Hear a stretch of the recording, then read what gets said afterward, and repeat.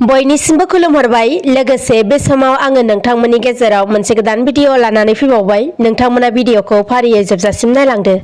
दुलाराय हादर नाङैनो बोसोरफ्रामबो दुर्गा फुजाखौ हिन्दु धोरोम सिबियारिफोरा गाजा गोमजायै फालिबोनाय बायदिनो देग्लायबो फैगौ 12 अक्ट'बर अदेबानि गाबोननिफ्राय बिमा दुर्गा देवी फुजा फोरबोआ फालिजागोन। नाथाय मिथिनो मोननायाव बे खेबाव कभिड-19 नि नेमखान्थिनि गेजेरजोंसो रायजो राजाफोरा फुजा फोरबोखौ फालिनो मोनगोन एबा नायनो मोनगोन। बिनिखायनो आथिखालाव आसाम सोरखारा कभिड-19 खौ नोजोर होनानै माखासे नेमखान्थि बिथोनफोरखौ फोसावनानै होदों। जेराव मिन्थिहोबावनाय बायदिब्ला दुर्गा फुजाखौ लानानै रायजो सोरखारा फोसावना होनाय एसओपि बायदियै एबा नेमखान्थि बायदियै फुजा मण्डपफोराव थांलाय फैलाय खालामनायाव रायजो राजानि हाबग्रा आरो ओंखारग्राया जुदा जुदा जानांगोन आरो पुर'हित एबा फुजारिफोरा कभिडनि सेथि भेक्सिनखौ लाथारनो नांगोन। बेनि अनगायैबो मोनफ्रोमबो जिल्ला खुंथाया गाव गावसिनि जिल्लायाव नेम बायदियै दुर्गा फुजा फालिबोनाय फुजा कमिटि बानजायारि आफादजों सिगांग्रो जथुम खुंनानै फुजानि सोमोन्दोआव थानाय कभिड प्रट'कलनि आयदाखौ फोरमायनांगोन। बेनि अनगायैबो मोनथिहोबावनाय बायदिब्ला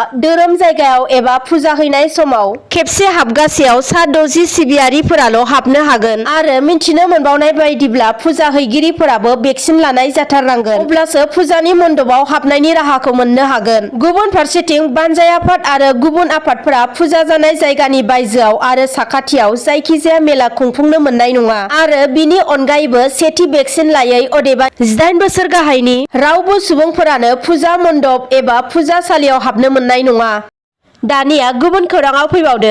आसाम सोरखारा अरुणोदय स्किमनि गेजेरजों राङारि अनसुंथाइखौ 830 रांनिफ्राय 1000 राङाव बांहोबाय। मख'थावना दि थांनाय बावैसो सान सिगां आसाम बिधानसभानि रां बावजा जथुमायाव खोथा होनाय बायदियै आसाम सोरखारा आइजोफोरनि थाखाय फोसावनाय राङारि अनसुंथाइखौ 830 रांनिफ्राय 1000 रां खालामो।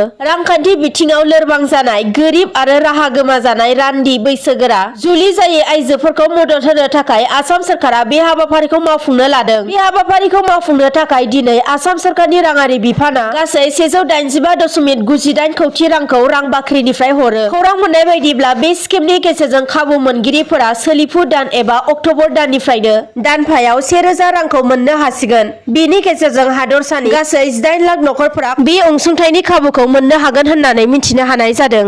दानिया गुबुन खौराङाव फैदो।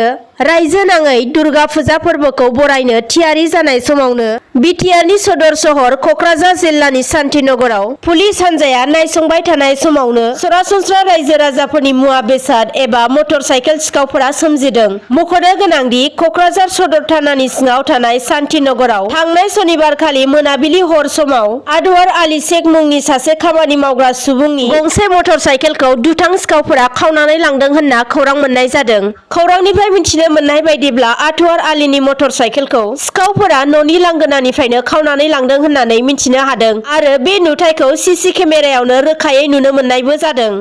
दिनैनि खौराङा बेखिनियानोसै। गोजोन्थों।